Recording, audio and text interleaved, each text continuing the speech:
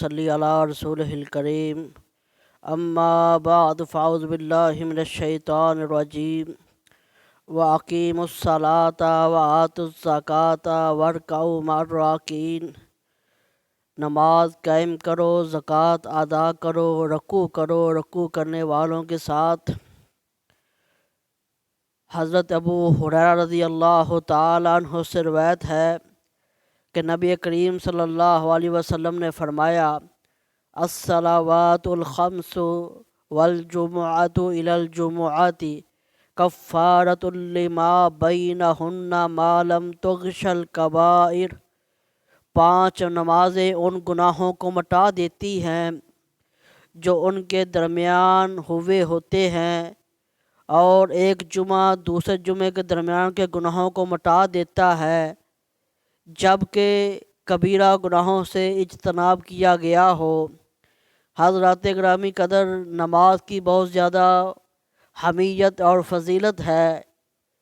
نماز کس قدر عظیم عبادت ہے اور کس قدر اس کی فضیلت ہے، آپ آنے والے فرامین سے بخوبی اندازہ لگا سکتے ہیں کہ اس کو ادا کرنے کے کیا کیا فوائد ملتے ہیں۔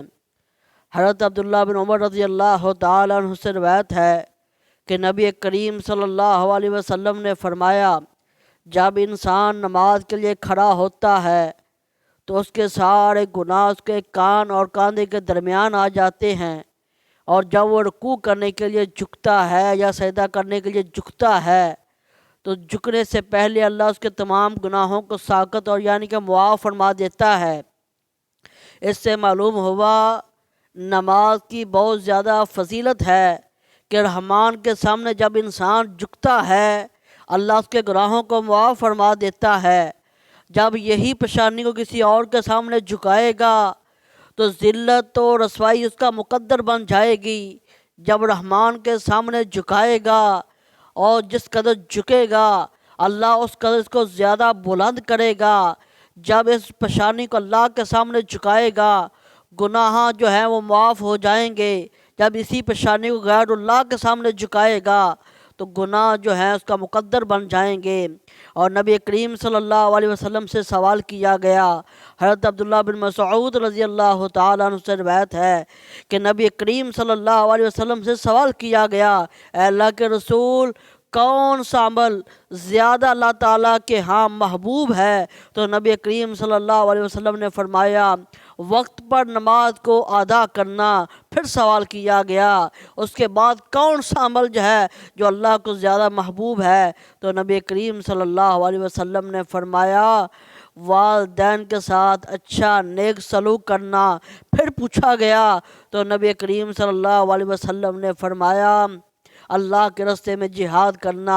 اور نبی کریم صلی اللہ علیہ وسلم نے ایک دفعہ صحابہ کرام کو مخاطب کر کے فرمایا: اے میرے صحابہ، بتاؤ اگر کسی شخص کے گھر کے سامنے سے نہر گزرتی ہو اور وہ ایک دن میں 5 مرتبہ اس میں غسل کرتا ہے، کیا اس کے جسم کے اوپر کوئی میل کچیل باقی رہ جائے گی؟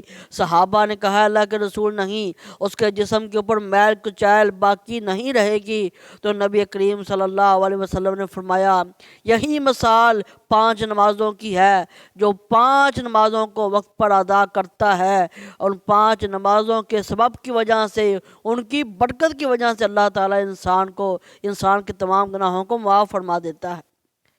حضرت انس رضی اللہ تعالیٰ عنہ سے روایت ہے، ایک شخص اللہ کے رسول صلی اللہ علیہ وسلم کی خدمت میں حاضر ہوا، کہنے لگا: اللہ کے رسول، میں نے گناہ کیا ہے اور ایسا گناہ کیا ہے کہ میں حد کو پہنچ چکا ہوں۔ تو نبی کریم صلی اللہ علیہ وسلم نے اس سے دریافت نہیں کیا کہ تو نے کون سا ایسا پاپ کیا ہے، کون سا ایسا گناہ کیا ہے جس کی طرف تمہیں لگی ہوئی ہے کہ مجھے دنیا میں سزا مل جائے۔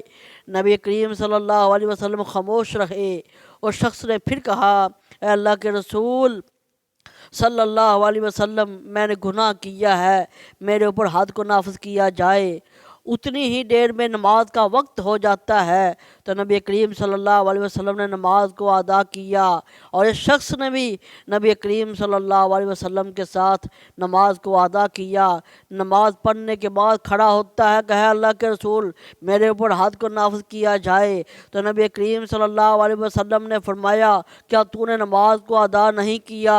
اس نے کہا ہے اللہ کے رسول میں نے نماز کو ادا کیا ہے، تو نبی کریم صلی اللہ علیہ وسلم نے فرمایا اللہ تعالیٰ نے تیرے نماز کو ادا کرنے کی وجہ سے، نماز پڑھنے کی وجہ سے اللہ نے تیرے گناہوں کو معاف کر دیا ہے۔ تو آئیے آج وقت ہے، آج ہمارے پاس بھی وقت ہے، اس رحمان کے سامنے جھک جائیں، اپنی پریشانی کو سامنے جھکا دیں۔ جب ہم اپنی پریشانی کو اس کے سامنے جھکائیں گے وہ ہمیں بلندیاں عطا کرے گا، وہ ہمیں دنیا آخرت کی بھلائیاں عطا کرے گا، وہ ہمیں دنیا آخرت کی اصلاح عطا کرے گا، وہ دنیا آخرت کی پریشانیوں کو دور کرے گا۔ آج ہر دوسرا انسان پریشان ہے، کوئی مہنگائی کے ہاتھوں پریشان ہے، کوئی بے روزگار و مددگار پھر رہا ہے، کسی کے پاس اچھا روزگار نہیں ہے وہ اس وجہ سے پریشان ہے، اور کوئی جناب اپنوں کے رویوں کی وجہ سے پریشان ہے۔ آئیے اپنے اللہ کے ساتھ تعلق قائم کیے، جب آپ اللہ کے ساتھ تعلق قائم کرو گے تو اللہ تعالیٰ آپ کو بلند کرے گا، اللہ تعالیٰ آپ کو بلندیاں عطا کرے گا اور آپ کی پریشانیوں کو ختم کرے گا۔ اللہ سے دعا ہے کہ اللہ رب العزت ہم سب کو دین اسلام کے مطابق اپنی زندگی کے شب و روز گزارنے کی توفیق عطا فرمائے۔ سبحانک اللہم و بحمدک اشہد ان لا الہ الا انت استغفرک و اتوب